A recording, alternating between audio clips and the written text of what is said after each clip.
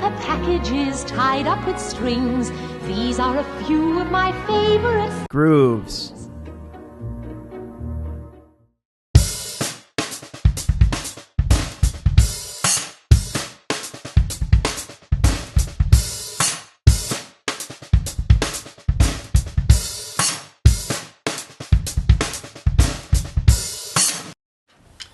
Hey guys, it's Adam here. This is the first episode of a new series I wanted to try out on my channel. I'm calling it My Favorite Grooves, and I'm just going to try to demonstrate a couple of my favorite grooves from other videos, and some of my favorite tunes from over the years. And my goal here is to try to touch on some more obscure stuff that hopefully everybody doesn't already know. So this first one I saw in a YouTube video that was like a MEINL cymbal demo. And the drummer was named Jost Nickel, who, if you haven't heard of him, check him out. He's a kick-ass German drummer. Here's the link to the video, and this groove starts at about the 1 minute mark. Now he plays it with a splash cymbal on his snare drum, which I did in the opening of this video, but I'm going to demonstrate it without that just because I feel like it's a little easier to hear without it. So super slow, this groove goes something like this.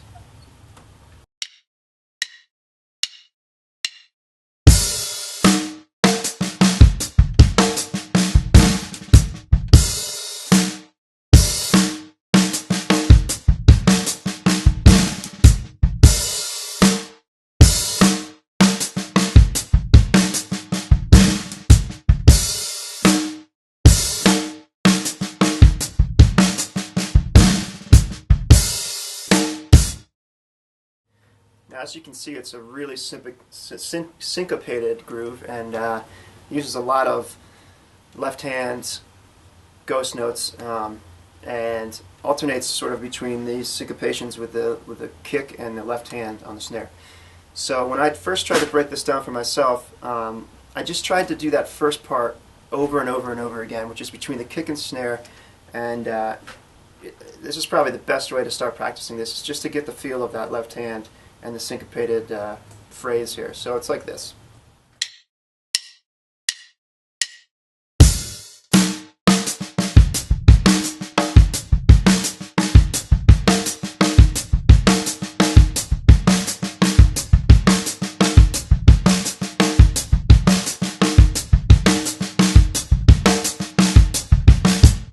So I'm just keeping these quarter notes on the hi-hat cymbal and just trying to nail these accents and get that as smooth as possible.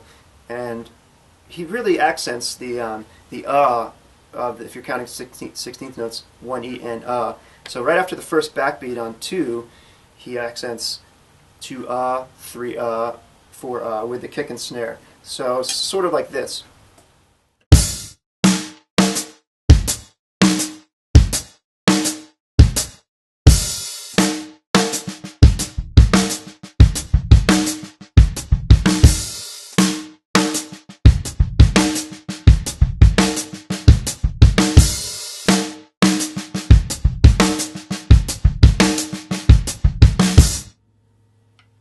So if you put those together and you get that worked out, so that the first bar of this groove can be its own groove, actually, if you just repeated it, and something like this.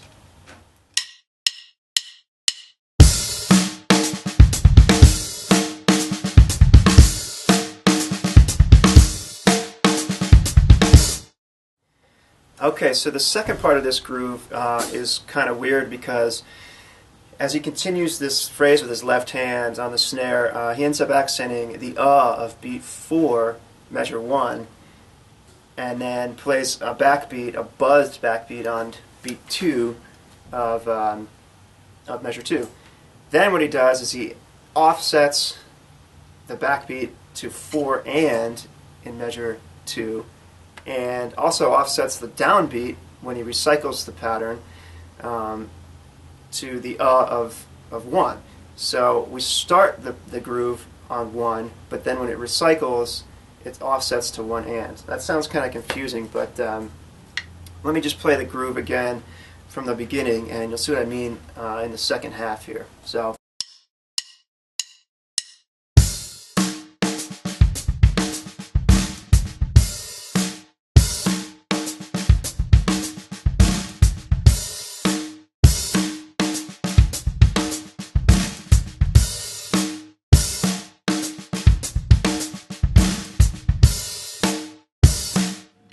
So this creates like a real syncopated feel because you kind of don't know where the backbeat is, where the downbeat is.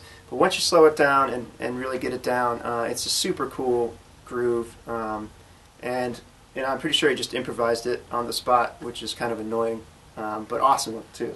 So anyway, here's it kind of up to speed, and I'll put the splash cymbal back on and hear what he's doing. I hope you like this, and definitely check out that video.